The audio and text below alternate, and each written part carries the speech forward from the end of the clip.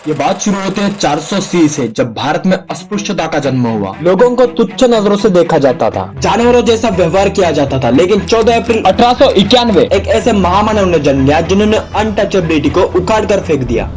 Who is being beaten is being described as said to be a Dalit. A Dalit who was raped and then burnt to death by two upper caste 17-year-olds. Untouchables, Dalits make up nearly Untouchability, the arguable untouchability. Was a Dalit, and he said there cannot be a more degrading form of social organisation than caste.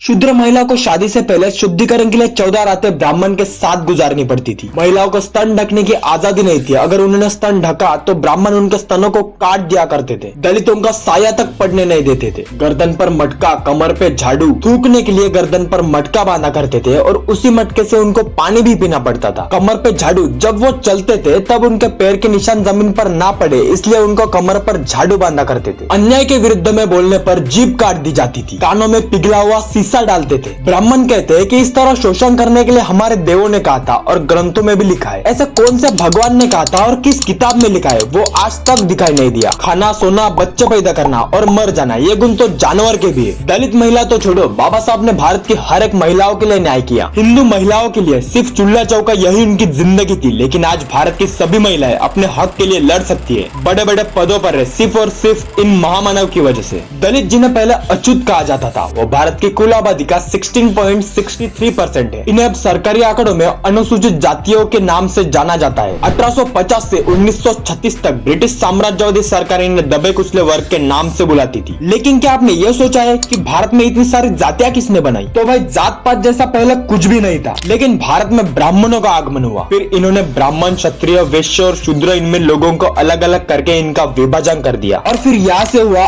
अस्पृश्यता का जन्म। ब्राह्मण, इनका मानना है कि हम ब्रह्मा के सिर से पैदा हुआ है, इसलिए हम सर्वश्रेष्ठ हैं। लेकिन कोई सिर से कैसे पैदा हो सकता है? कोई इतना गलत अंधविश्वास समाज में कैसे फैला सकता है? 1927 बाबा साहब इन्होंने मनुस्मृति को जलाया, क्योंकि वह दलितों, वंचितों के हक छीनने की बात करती है। मनुस्मृति का मकसद ये दलितों पर अन्याय करना, समाज में नफरत पैदा करना। ऐसे ही अन्याय, अत्याचार 21वीं सदी में भी देखने को मिलते हैं। भारतीय समाज में घोर भेदभाव और बहिष्कार का सामना करना पड़ रहा है। राष्ट्रीय अपराध रिकॉर्ड ब्यूरो के मुताबिक साल 2014 में दलितों के खिलाफ 47,064 अपराध के मामले दर्ज किए गए हैं और साल 2023 में दलितों पर होने वाले अत्याचारों में लाखों से ज्यादा का अंतर है। दूसरे शब्दों में इन आंकड़ों को पेश करें तो दलितों पर प्रतिदिन 123 अत्याचार के मामले दर्ज होते हैं। इसी तरह सोशल स्टडी में ये कहा गया है कि दलित अभी भी भारत के गाँव में कम से कम 46 तरह के बहिष्कारों का सामना करते हैं, जिसमें पानी लेने से लेकर मंदिरों में घुसने तक के मामले शामिल है। आम लोग तो छोड़ो, हिमाचल प्रदेश के सामाजिक न्याय और सशक्तिकरण मंत्री राजीव सैजल, इन्होंने 7 जनवरी को विधानसभा सदन को बताया कि उनको मंदिर में घुसने नहीं दिया गया था क्योंकि वो दलित है। भारत के 14वें राष्ट्रपति रामनाथ कोविंद, इनको भी मंदिर में जाने से रोका गया था और उनके परिवार के साथ बदसलूकी की गई थी क्योंकि वो दलित है। देश को आजादी हुए सालों बीत गए, लेकिन आज भी ललितपुर उत्तर प्रदेश की ये महिलाएं जातीय भेदभाव का शिकार है। गाँव की उच्च जातियों के घरों के सामने से निकलते समय अपने चप्पलें हाथों में पकड़कर चलनी पड़ती है।